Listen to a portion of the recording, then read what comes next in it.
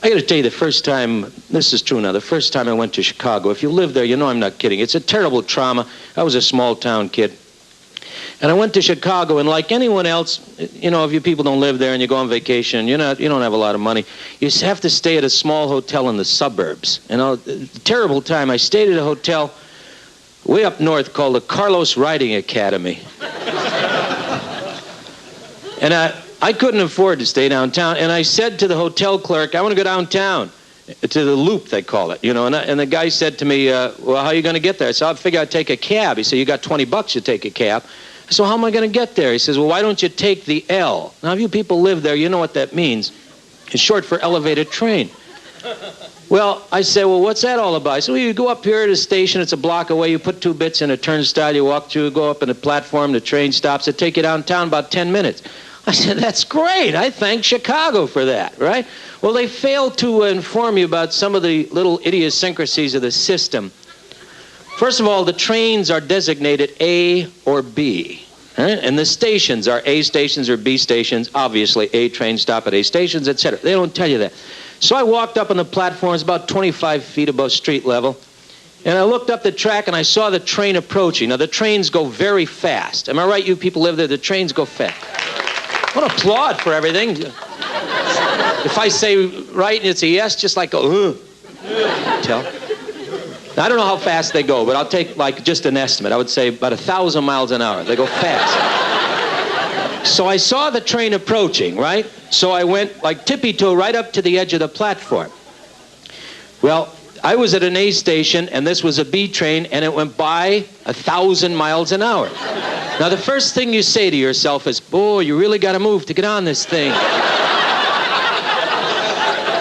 So, now here's one way you could tell the tourists. They're standing like this on all the stations. Fortunately, the next train was an A train. They about alternate. And I got on, and we were traveling on our way to downtown Chicago. Boy, I was happy, because we're traveling what you call VFR, visual flight rule, see? And I can look out the windows, and when we're downtown, I'm just going to get off the train. Ain't nothing to it. Without any warning, the system becomes subterranean, right? Goes underground, right? Ooh. Wow. Now I panic, because at this rate of speed, I can't see where I am. At this rate of speed, according to my calculations, in about 31 minutes, we will be in Jackson, Mississippi. And one look around, this particular train tells me this is not the group I'm taking to Jackson. So anyway, now wait a minute. Now I got to find out, how do you know when to get off this thing, right? So I say to the guy next to me, like a real El Gringo, you feel so dumb. You say, how do you get off? You know what I mean? And the guy looks at me real Chicago style. He says, man, they announce the stations, you dummy.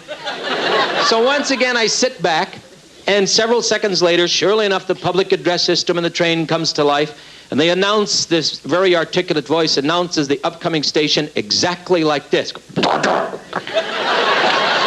I'm not kidding. That's exactly what... Now, the first time that happens, you blame yourself. You say, why weren't you staring at the speakers in the ceiling? Seems to help, you know. Now, some people got up, and they knew what that was. And some people got off, and some people got on. And we took off again, and several seconds later, this voice went... And some people got off, and some people... Now I got nervous, because we're getting closer to Jackson, and we ain't done nothing about the seating arrangement yet. So...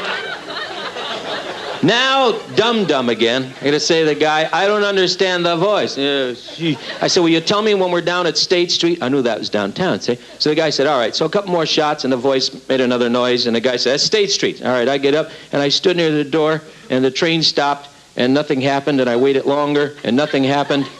And I heard this noise behind me. I turned around, and they was going out the other side of the train. Now, 9 times they let them out my side. So now I outsmart him. I stand right in the middle of the train like this. And as soon as it stopped at the next station, I leaped in one giant step from the train out onto the platform, only to discover the guy who drives the train has a game, and his game is called Stop the Train with the Open Door Next to the Big Tile Pole. Well, now, going home was even worse. See, I forget about the A-B thing. I didn't know about that. So all the trains stopped downtown, and I got on a B train, and I went by my station at the speed of light. It was just incredible. And I panicked. I get off at the next station. I grabbed some transit guy. They have a uniform on there. And I said, the train didn't let me off. And he asked my station, and I told him. He said, that's an A station. And I said, well, it didn't let me off. How am I going to get back? He said, it's simple, you dummy. You get down the stairs and come up on the opposite side of the street there on the other platform, get on a southbound B train and go past your station until you get to multiple AB station. Then you get off and you get downstairs and cross the street, come up on the opposite side, get on a northbound A train, and come back up and get off at your station. And I hit him right under there with one of those things. And, no, wait. And I went down, so I figured this is not for me. And I got in a cab. I told the cab driver, take me to Carlos Hotel. And the cab driver said, I can't take you there. This is a B cab.